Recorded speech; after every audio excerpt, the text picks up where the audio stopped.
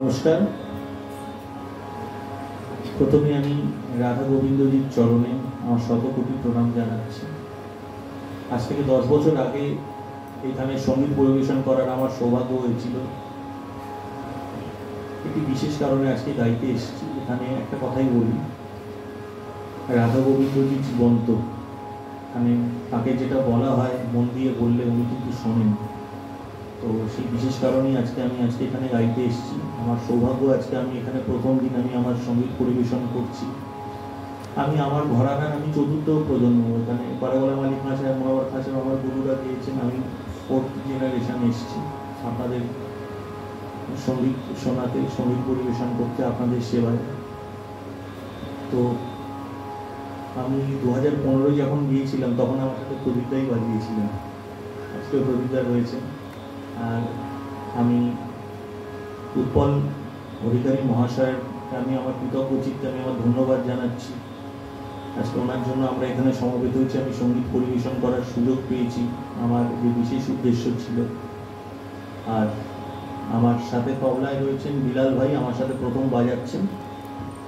আর আমার ডান হাতে আমারই ছাত্রী সঞ্চারী, আমার কাছে অনেকদিন শিখছে।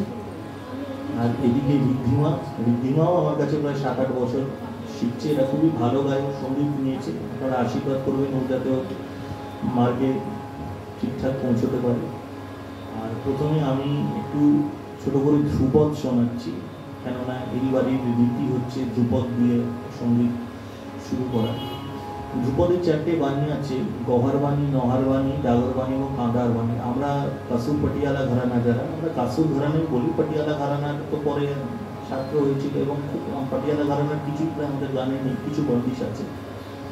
আজ থেকে 800 বছর আগে গোয়ালিয়রের সাথে সাথে কাসুরের ধ্রুপদ গাওয়া হতো এবং কাসুর এত সমৃদ্ধ ছিল, কাসুরকে বলা হতো ছোটা গোয়ালিয়র। কাসুর মানে রামের যে ছেলে ছিলেন না, কুশ, তার রাজধানী ছিল কাসুর। সেই সময় থেকেই গান বাজনা হতো এবং গোয়ালিয়রের পরেই কিন্তু কাসুর ঘর ভীষণ প্রাচীন ঘর। এবং এই ধ্রুপদটা হতো কিন্তু কান্দাহার বাণী, অর্থাৎ কাবুল কান্দাহার যে জায়গাটা, এই বাণীর বিশেষত্ব হচ্ছে ফুল থ্রোটেড আওয়াজ। ধ্রুপদ যেমন শুরু হয় ওম, নারায়ণ, নানা ধরনের কথা দিয়ে, আমাদের কিন্তু শুরু হয় ধ্রুপদ শুদ্ধ আকার দিয়ে। এবং এই ধ্রুপদী আমি পরিবেশন করছি। কান্দার বাণী বর্তমানে তো খুবই কম লোক গান কান্দার বাণী। তো আমি একটু ছোট করে আলাপ জোর ছালা করে আমি বন্দিশে যাব। বন্দিশটা প্রাচীন ধ্রুপদের বন্দিশ, কথাটা একটু বলে দিই আমি বন্দিশে।